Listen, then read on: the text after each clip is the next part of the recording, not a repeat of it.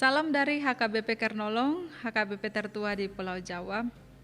Bapak Ibu Saudara yang terkasih, sebelum kita memasuki peraduan malam, sejenak kita dengar firman Tuhan, mari kita berdoa.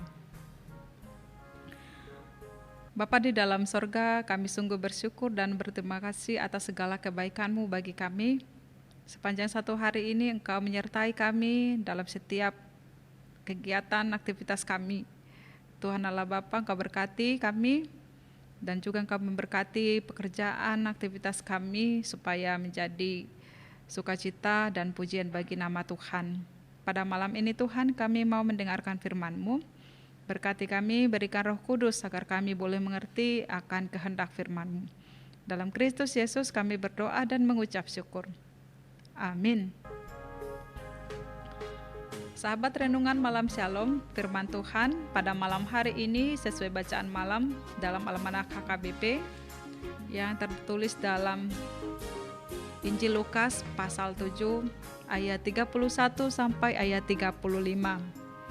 Dan ayat pembimbing renungan ayat 31 dan 32. Begini firman Tuhan.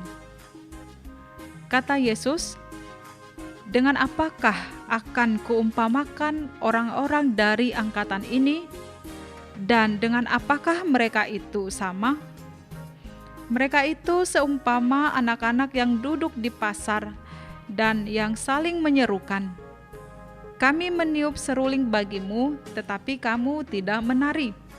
Kami menyanyikan kidung duka, tetapi kamu tidak menangis.'" Demikian firman Tuhan. Tema renungan ini adalah peka terhadap perubahan yang baik. Sahabat renungan malam Shalom, di dunia ini tidak ada yang abadi, semua pasti akan berakhir. Namun selagi kita masih hidup, menjalani kehidupan kita masing-masing, perubahan-perubahan akan terjadi seiring berjalannya waktu demi waktu.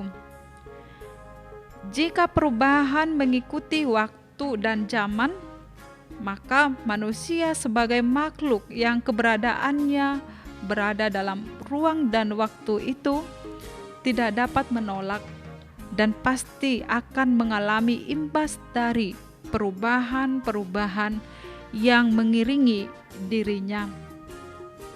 Itu artinya manusia harus mengimbangi dan beradaptasi dengan perubahan-perubahan yang ada di sekitarnya. Jika tidak, manusia akan merasakan akibat dari perubahan itu sendiri. Suatu perubahan tentu akan menuju hal-hal yang baik. Tetapi ironisnya, banyak orang yang tidak suka dengan perubahan. Apa yang menjadi alasan mengapa orang sulit menerima perubahan? Alasannya yang pertama adalah karena manusia merasa bahwa yang membawa perubahan itu bukan dari dirinya sendiri. Ketika orang lain membawa perubahan, maka manusia enggan untuk ikut serta melakukan perubahan karena tidak menganggap penting arti dari sebuah perubahan. Alasan yang kedua mengapa ada orang yang menolak atau tidak menerima perubahan, alasannya karena manusia seringkali tidak fokus dengan kehidupannya sendiri. Manusia seringkali tidak paham dan tidak menyadari apa yang menjadi tujuan hidupnya. Mereka lebih mengedepankan kesenangan dan asik menyenangkan diri sendiri daripada membangun kualitas-kualitas diri yang amat penting dan dibutuhkan. Ketika ada tokoh pembaruan mulai menduduki posisi yang penting dan strategis, maka mereka yang sedang menjabat atau berada pada posisi berusaha untuk menjatuhkan, sehingga apa saja yang dikerjakan oleh si tokoh pembaharuan itu terus-menerus dicari-cari kesalahannya, selalu dipersalahkan dan menunjukkan diri yang paling benar. Itulah yang terjadi pada sikap hidup orang Farisi dan ahli Taurat yang kita lihat di dalam renungan malam ini. Mereka tidak tertarik kepada kebenaran yang Yesus sampaikan karena lebih memegang prinsip hidup yang mereka anggap itulah yang terbaik. Mereka tidak mengerti mana yang lebih penting yang harus dilakukan karena tertutupi dengan sikap angkuh pada kepercayaan diri sendiri yang berlebihan dan tidak mau membuka hati belajar menerima tawaran ajaran Yesus. Ada dua figur yang diutus Allah untuk hidup bagi orang lain, tetapi orang-orang Farisi menolak orang yang diutus oleh Allah itu. Figur yang diutus Allah mengalami penolakan. Disebutkan dalam nas renungan ini adalah Yohanes Pembaptis dan Tuhan Yesus sendiri. Yohanes Pembaptis ditolak oleh orang Yahudi karena dianggap aneh dan dengan puasa dan ibadahnya yang sangat berlebihan, askesenya terlalu keras, hidup seperti orang yang bertapa. Yohanes Pembaptis juga dilihat bahwa dia tidak makan roti dan tidak minum anggur. Inilah yang dilihat oleh orang Yahudi atau orang Farisi dan ahli Taurat itu. Kemudian Yesus mereka tolak karena dianggap terlalu biasa-biasa. Dan Yesus sendiri dianggap orang yang bersahabat dengan setiap orang, khususnya orang-orang kecil dan pendosa, pemungut cukai, dan juga orang-orang yang dianggap hina seperti pelacur.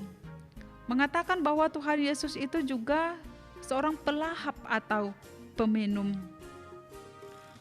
Dasar penolakan inilah yang terjadi, yang dianggap oleh orang Farisi dan ahli Taurat itu, bahwa mereka tidak menerima kehadiran Yohanes Pembaptis dan Tuhan Yesus sendiri.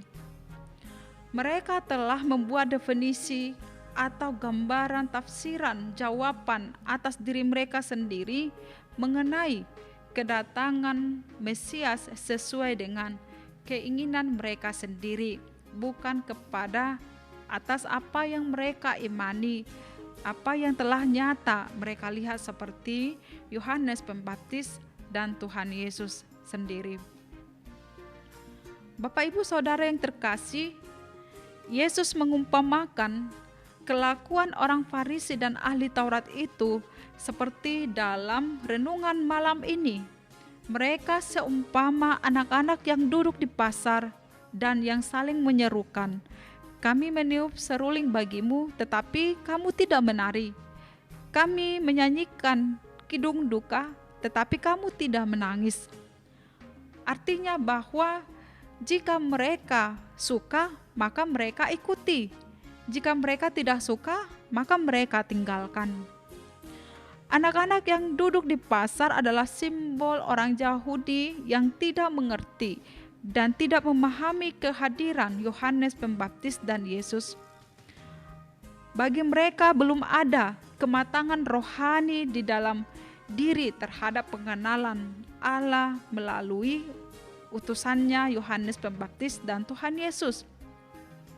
Konsep hidup orang Yahudi hanya sebatas mencari kepuasan dan kebahagiaan menurut ukurannya sendiri, mencari kenikmatan tanpa kehadiran Yesus.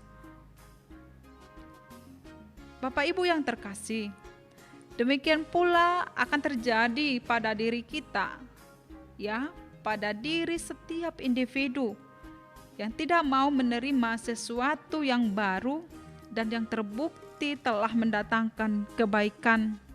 namun tetap kukuh pada prinsipnya, yang mana telah membuat dirinya mengalami banyak kesulitan dalam hidupnya. Sahabat renungan malam Shalom, manusia memang cenderung menolak sesuatu hal yang baru. Namun jika mau membuka hati seraya memohon hikmat Tuhan, maka akan terjadi pemulihan dan kuasa yang akan membawa kita kepada kehidupan yang kekal. Kedatangan Yohanes Pembaptis, kedatangan Tuhan Yesus adalah mempersiapkan kehidupan yang baik bagi kita akan pengenalan terhadap Tuhan Allah Bapa. Kedatangan Yesus sendiri membawa sesuatu yang baru, yakni menuntut pertobatan dan mengajarkan cinta kasih yang sungguh-sungguh.